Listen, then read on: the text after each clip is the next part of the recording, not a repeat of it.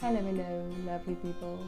Welcome back to today's video. It's once again a huge honor to have you back this week, and I hope that you are doing well. If you're not doing that well, then that's also okay. Just know that. So I received a request from a friend to do, or a topic request to do a video on just coping with being busy and with having a lot of work, and how do you deal with that. So that is exactly what we'll be discussing today. So here are 5 tips, literally just that I've gathered this week, because I also am in a bit of a tight, rough spot. So just know that that's okay and it's normal. So you're not alone. I get you. And I think it's a part of life. But I think the awesome part about this is that we get to train in this area, and we can try to master it in a way. Like, we'll never have all the answers, but I think we can work on it. So let's go. So just a disclaimer, I do not obviously have all the answers. These are just my experiences and just the things, the wisdoms I've come upon during this week. So if you can use them, then I'm so glad. If not, then that's also okay. We are all different, and we all have different personalities and ways of going about. So see if you can maybe find something that appeals to you. Cool. So let us go. 5 things that you can do to just cope with being busy and with having a massive workload. So number 1 is, on a practical note, is I think write everything down. Just write it down, make a list, know what you have to do. If it's in front of you, then you can see it, and then you can immediately, I think, stress about it a bit less, because then it's right there, it's in front of you, and it's written down. It's not just in your head anymore. And then also allocate certain things to certain days, to do on certain days. And if you've done those days, or that day's specific tasks, and it's finished, then chill. Then the days, you've done the day's work, and tomorrow you can go on. So stick to that. And if you don't get to all the things allocated to that day, then it's okay. Have grace with yourself and have mercy with yourself. You also are only human, so that's okay. Then the second thing is, try to, especially if you're studying or if you're working, especially in the context of COVID and just being a bit frustrated with working alone and the same environment, I think is get yourself a study buddy. Go and work at someone's house. I did that this week, and it was so much fun, and I worked so productively, and it was just so encouraging and uplifting. So I think try that. Try involving someone else, because there are many other people who are in the same shoes and situation as you are. So maybe try that. Or otherwise, just have accountability partners. Have people you can talk to and say, Woody, things are going a bit rough now, and I just wanted to tell you, I just wanted to let you know. Don't isolate yourself. Don't do that. It's dangerous. And what happens is you create this kind of, like, I don't know, breeding ground for just bad thoughts and just discouragement, and it's just not, it's not lucky to be there. So I think accountability, have your people, have your friends that you can go to, and to just talk and just be like, Woody, I just want you to know this is what's going on. And a reason for that as well is, I think perspective is very important to, like I said, that you aren't in this alone, and you aren't the only one. And I think by also isolating and by working alone, being alone the whole time, one, I think, tricks oneself into thinking that it's only me, and I'm aware and I'm so alone.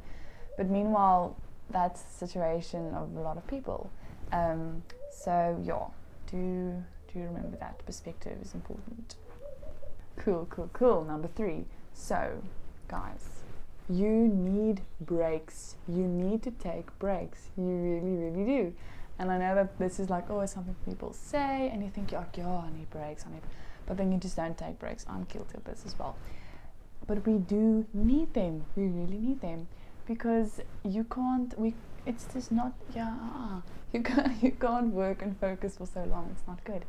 And also, if you work in social events, you go and have coffee at someone's house, you go for a hike, you go for a walk, then there's something, it's something different. It's variation in your schedule, very much similarity and very much the same things. So it's something different. So it's motivational and it encourages you again, and you're like, okay, cool, yes, lovely, wonderful, let's go.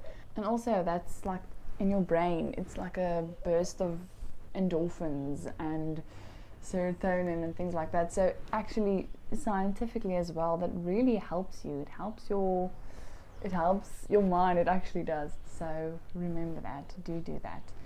And I want to go into point number 4 because it links to this one, is have mercy with yourself, guys. Have grace with yourself. I know we sometimes tend to set ourselves very strict goals and very serious goals and things we want to achieve, but you're also only human, and ultimately you need God. You can't do it on your own, but we'll get to that later. But have mercy with yourself, have grace with yourself. If you are, like for example last night, you're feeling, oh goodness, I can't work anymore, then stop. Then just stop, take a break, because all you're going to do if you're going to keep on working is you're just going to frustrate yourself, because you're not going to work effectively and productively, and then you're just going to waste time and going to have to do that bit of work again later, and it's just going to frustrate you more. So just stop immediately if you know that like I'm done, and do something fun. Go have a movie night and get takeaways. Do something just completely like change. Just go for it. I think that's very important. So either black or white. There's this expression in Afrikaans, hard speel hard werk, and it means like when you work, you're working hard, and when you're having fun and playing, you're playing like hard and you're doing it lekker. So I think that's a good thing to or a good habit to learn and to get used to. Okay, and then number 5, which is probably it is the most important one, and it's so crucial, is that, and this is like been the main theme of my week, that if I'm not right with God, then nothing else is right. It's nothing else works. I can't do anything else, because that's my core and that's my base and my foundation. And if that's not solid and grounded, then everything else is shaky and just not lekker. So I want to encourage you to, or just a few things that I've thought of this week and gathered this week, is seek the opportunities and seek the adventures, seek the experiences. Don't wait for it to come to your front door and knock and be like, oh, do you want this cool experience? That happens sometimes in life, but most of the time it doesn't. Most of the time life requires of you to go out and seek the experience. So climb in your car and go to church, go to cell group, even if that's online, like attend cell group. Go to worship sessions, go to worship evenings, go to game nights with friends at church or something like that. Start a Bible plan, things like that. Do it, go for it. And I think with many of those things, or with my personality, it works like this sometimes, is that I wait for the oh wow moment, and that doesn't always, most of the time it doesn't, it doesn't really come first. You have to do the habitual and the act part first for that wow moment to come. It's like, I don't know why I've thought about this now, but it's like saying, oh, I want to see a waterfall.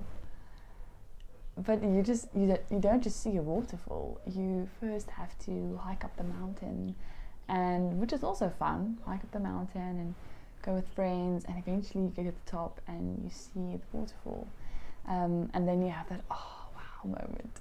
That's just a random image I just thought of, but so I think do remember that. And sorry, just lastly I want to add this is remember that all time is God's time, and it belongs to Him. I made a video about this previously. I'll link it up here, but about. So remember that He's the giver of time, and sometimes it feels like, oh, but I don't have time to fix things with God now. I have to work, and I've stepped into that trap so many times and felt that so many times, but it's not. I can't explain it in worldly terms. It doesn't make sense, but for some amazing reason, if you take the time and you make the effort and you take that time and you just basically sit with the Lord and sort it out, in some miraculous way He just gives you the time in any way. So that's definitely something worth investing in, is rather figure it out with Him. It's so much more valuable than just going on and just struggling, and it's just frustration all the way.